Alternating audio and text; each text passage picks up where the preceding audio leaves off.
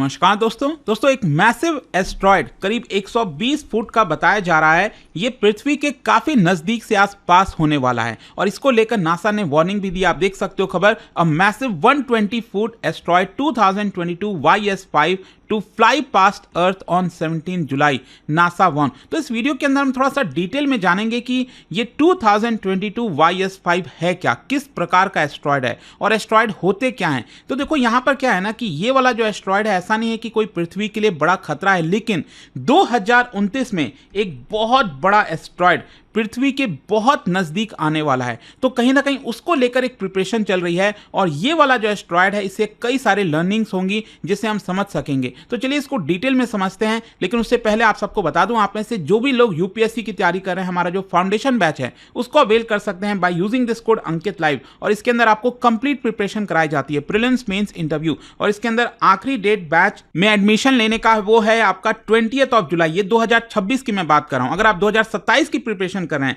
तो हमारा नया बैच 19 जुलाई से स्टार्ट हो रहा है। अगर आपको कोई भी डाउट है, प्रॉब्लम है, ये फोन नंबर दिया है, यहां पर आप कॉल कर लीजिए, मेरी पर्सनल टीम आपको यहां पर हेल्प करेगी। चलिए शुरुआत करते हैं। सबसे पहले तो क्वेश्चन ये है कि एस्ट्रॉयड होता क्या है। देखो, जिस तरह से प्लैनेट्स होते हैं जो सूरज के चक्कर लगाते हैं, सेम उसी प्रकार से एस्ट्रॉयड भी एक रॉकी ऑब्जेक्ट होता है जो सूरज के चक्कर लगाता है। लेकिन प्लैनेट्स और इनमें मेजर डिफरेंस ये होता है कि ये प्लैनेट से काफी छोटे होते हैं। So that's why they are also called minor planets. अगर आप देखोगे जैसे सूरज है तो इसके चक्कर काट रहा है आपका, चाहे मार्स हो गया, अर्थ हो गया, वीनस हो गया, जुपिटर हो गया, सैटर्न हो गया, तो ये भी चक्कर काटते हैं। तो उसी प्रकार से ये जो एस्ट्रॉयड है ये भी आपका सूरज के ही चक्कर काटते हैं। और यहाँ पर नासा के अकॉर्डिंग जो अभी तक हमने देखा है, पहचाना है, वो करीब 9,94,383 एस्ट्रॉयड्स हैं। और हो सकते हैं, ऑब्वियस सी बात है, इससे कहीं ज्यादा संख्या होगी, लेकिन एक चीज ध्यान रखिएगा, ये भी तब बने थे जब प्लैनेट्स फॉर्म हुए थे। बेसिकली जो सोलर सिस्टम आपका फॉर्मेशन हुआ था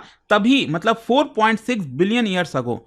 तो इसकी वजह से इसके बारे में स्टडी करना काफी इंपॉर्टेंट हो जाता है, क्योंकि इससे बहुत सारी जानकारी मिलती है। लेकिन इंपॉर्टेंट यह है कि एस्ट्रॉयड्स कितने प्रकार के होते हैं। बेसिकली 3 क्लासेस में इसको बांटा गया है। सबसे पहला है मेन एस्ट्रॉयड बेल्ट, जो कि मार्स और जुपिटर के बीच में, ये आप देख रहे हो, मार्स और जुपिटर के बीच में बहुत सारे एस्ट्रॉयड्स हैं और बताया जाता है कि इनकी संख्या 1 से 2 मिलियन के आसपास हो सकती है। और दूसरे जो ग्रुप होते हैं उनको हम कहते हैं Trojan asteroid. Trojan asteroid basically किसी भी प्लैनेट के चक्कर लगाते हैं, मतलब उनके साथ ही रहते हैं। जैसे जुपिटर हो गया, जुपिटर के पीछे, जुपिटर के आगे, तो ये जो एस्ट्रॉयड होते हैं उसी पर्टिकुलर ऑर्बिट में चक्कर लगा रहे होते हैं, उनको ट्रोजन कहते हैं। लेकिन आज जो हम पढ़ने वाले हैं जिसके बारे में, जो कि इंपॉर्टेंट है, तीसरा वाला, वो है नियर अर्थ एस्ट्रॉयड। मतलब ऐसे एस्ट्रॉयड जो अर्थ के काफी नजदीक से गुजर जाते हैं, मतलब अर्थ के काफी नजदीक आ जाते हैं, जो कि कई बार अर्थ के लिए खतरा भी बन सकते हैं, तो उनको कहा जाता है नियर अर्थ एस्ट्रॉयड। और जो अर्थ के ऑर्बिट को क्रॉस करते हैं उनको अर्थ क्रॉसर्स कहते हैं। और मैं आपको बता दूं, इस तरह के 10,000 एस्ट्रॉयड जाने जाते हैं, जिसमें से 1400 को पोटेंशियली हजार्डस एस्ट्रॉयड माना गया है। और उन्हीं में से एक जिसके बारे में आज हम चर्चा करेंगे, इसका नाम है एस्ट्रॉयड 2022 YS5। अच्छा, इसका नाम 2022 क्यों है? क्योंकि ऑब्वियस सी बात है, इसको डिस्कवर किया गया था 2022 में, एंड ये एक पर्टिकुलर ग्रुप को बिलोंग करता है जिसका नाम है A10 ग्रुप। अच्छा, ये ग्रुप क्या होते हैं?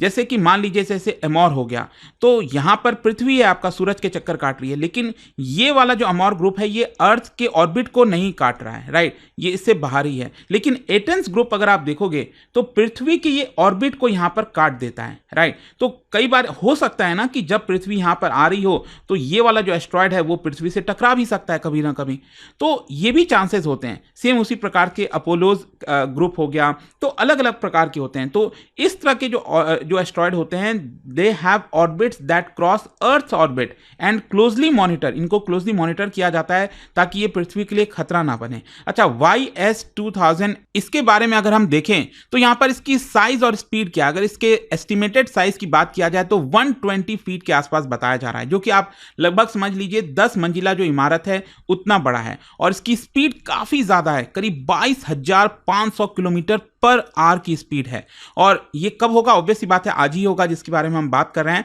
और मिनिमम डिस्टेंस, मतलब ये अर्थ के कितना नजदीक आ सकता है, ये अर्थ के 4.15 मिलियन किलोमीटर, ये सबसे नजदीक होगा, फिर ये दूर जाता जाएगा। ऑल्दो अगर मैं आपको कंपेयर करूं तो मून जो मून है वो पृथ्वी से 3.84 लाख किलोमीटर ये आपको दूर देखने को मिलता है। तो एक तरह से आप कह सकते हैं कि जो 2022 YS5 है ये 10 गुना ज्यादा दूर है मून के मुकाबले। तो यहां पर कई लोगों का सवाल होगा सर ये तो बहुत ज्यादा डिस्टेंस होता है, लेकिन ध्यान रखिएगा एस्ट्रोनॉमिकल टर्म्स में ये काफी क्लोज माना जाता है, स्पेशली क्योंकि इसकी स्पीड काफी तेज है 14,000 माइल्स पर आवर, लगभग 22,500 किलोमीटर पर आवर। और मैं आपको बताऊंगा कई बार इस तरह के एस्ट्रॉइड्स होते हैं जो कई बार पृथ्वी से टकरा जाते हैं और काफी नुकसान भी पहुंचाते हैं, मैं आपको आगे बताऊंगा। लेकिन यहां पर एक चीज समझिएगा कि कौन से एस्ट्रॉइड को सबसे ज्यादा रिस्की माना जाता है। बेसिकली दो क्राइटेरिया होता है, एक होता है कि अगर वो पृथ्वी से 7.4 मिलियन किलोमीटर के अंदर है, तो इस हिसाब से अगर आप देखोगे तो ये इसमें क्वालिफाई होता है क्योंकि ये 4.15 मिलियन किलोमीटर आएगा और इसका साइज जो है 85 मीटर से ज्यादा होना चाहिए। तो यहां पर इसका साइज उतना नहीं है, ये 36 मीटर है।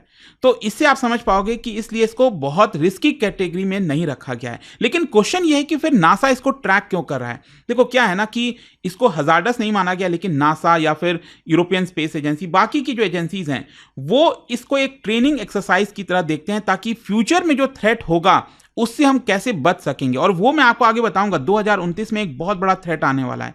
तो यहां पर इसको ऑब्जर्व करके जो एजेंसीज हैं वो टेस्ट कर सकती हैं, वैलिडेट कर सकती हैं इसके डिटेक्शन को, ट्रैकिंग सिस्टम को, अपना जो प्रिसीजन है ऑर्बिटल कैलकुलेशन का कि ये किस डायरेक्शन में जा रहा है, किस तरह से जा रहा है, तो उसमें हमें इंप्रूवमेंट मिल सकती है उसको और अच्छे से ट्रैक करने में। और जो साइंटिस्ट हैं वो इस तरह का सिमुलेट कर सकते हैं रेस्पॉन्स कि अगर इंपैक्ट हुआ धरती पर तो कैसे हम उसका रेस्पॉन्स दे सकते हैं। फिर इसके अलावा नासा का प्लेनेटरी डिफेंस कोऑर्डिनेशन ऑफिस है, PDCO कहा जाता है, वो भी मॉनिटर करता है, लेकिन वो ज़्यादातर 140 मीटर से बड़े जो एस्ट्रॉइड्स होते हैं उनको मॉनिटर करता है, लेकिन साथ ही साथ छोटे एस्ट्रॉइड्स को भी ट्रैक करता रहता है। फॉर एग्जाम्पल 2022 YS5, ताकि नियर अर्थ जो एस्ट्रॉइड्स होते हैं, ऑर्बिट वाले एस्ट्रॉइड्स होते हैं, उनके बिहेवियर को समझ सके और रिस्पॉन्स कोऑर्डिनेशन कर सके कि फ्यूचर में कैसे हमें रिस्पॉन्स करना है। अच्छा, यहां पर साइंटिफिक इंपॉर्टेंस क्या है? एक तो क्या है कि ये इतना पृथ्वी से क्लोज होकर जा रहा है जिसकी वजह से यहां पर अगर हम स्टडी करेंगे इसके बारे में तो बहुत सारी जानकारी मिल पाएगी। आपने अक्सर देखा होगा 3D मॉडल्स वगैरह के थ्रू जो एस्ट्रॉयड है उसको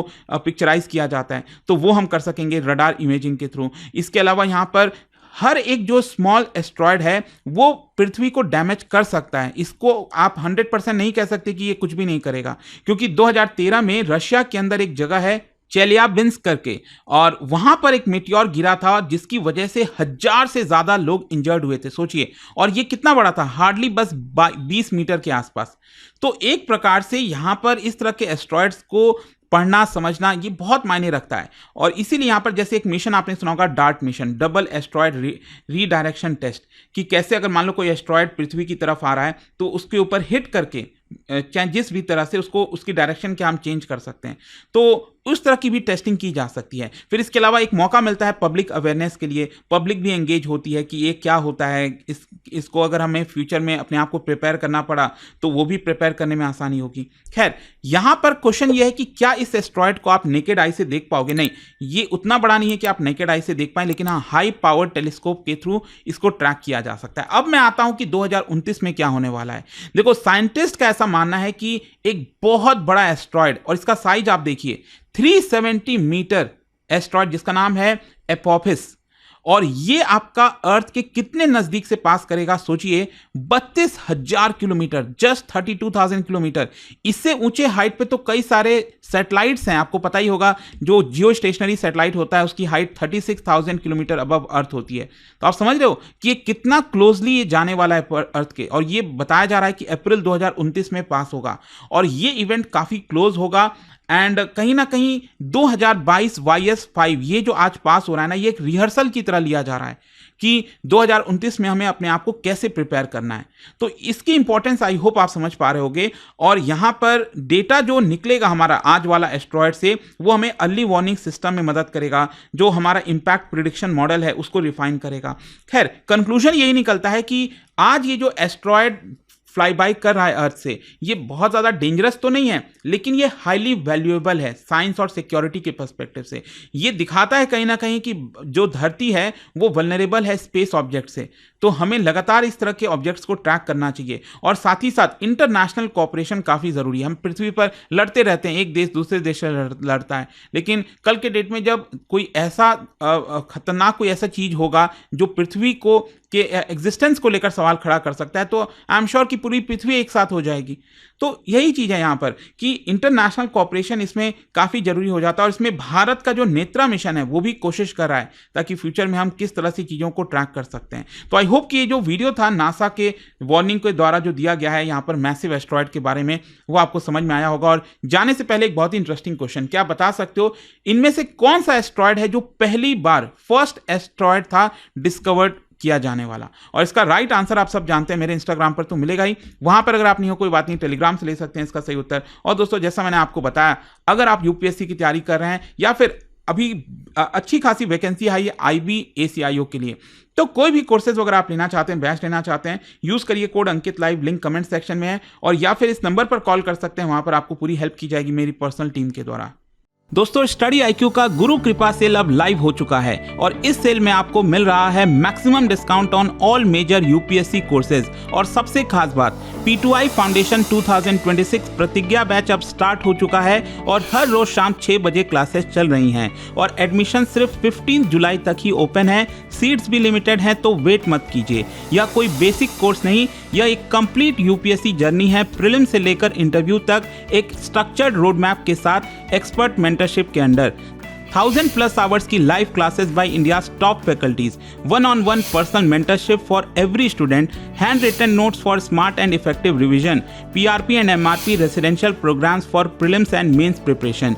इस बैच के अंदर आपको मिलता है प्रीलिम्स क्लियर करो, पूरा फीस रिफंड पाओ, मंथली टॉपर्स को 11,000 रुपीज तक के कैश रिवॉर्ड, और गुरु कृपा सेल में 2 और एडवांटेज हैं। पहला, 6 मंथ की एक्स्ट्रा वैलिडिटी आपको दी जाएगी, और दूसरा 7-डे रिफंड पॉलिसी, नो क्वेश्चन आज। तो दोस्तों अगर आप सच में IAS बनना चाहते हैं तो यह मोमेंट मिस मत कीजिए। अभी स्टडी IQ ऐप या वेबसाइट पर जाइए, सर्च कीजिए P2I फाउंडेशन प्रतिज्ञा बैच, और यूज करिए code Ankit live ANKITLIVE to unlock the lowest price. और दोस्तों अभी भी अगर आपको कोई डाउट हो तो मेरी पर्सनल टीम आपको हेल्प करेगी इस नंबर पर 092300239293। तो दोस्तों यह सिर्फ एक कोर्स नहीं, यह है IAS बनने की प्रतिज्ञा। मैं हूं आपका फैकल्टी और मेंटर, और मैं चाहता हूं कि आप इस सफर का हिस्सा बने। Let's crack UPSC together. Study IQ IAS, आपका सिलेक्शन हमारा मिशन।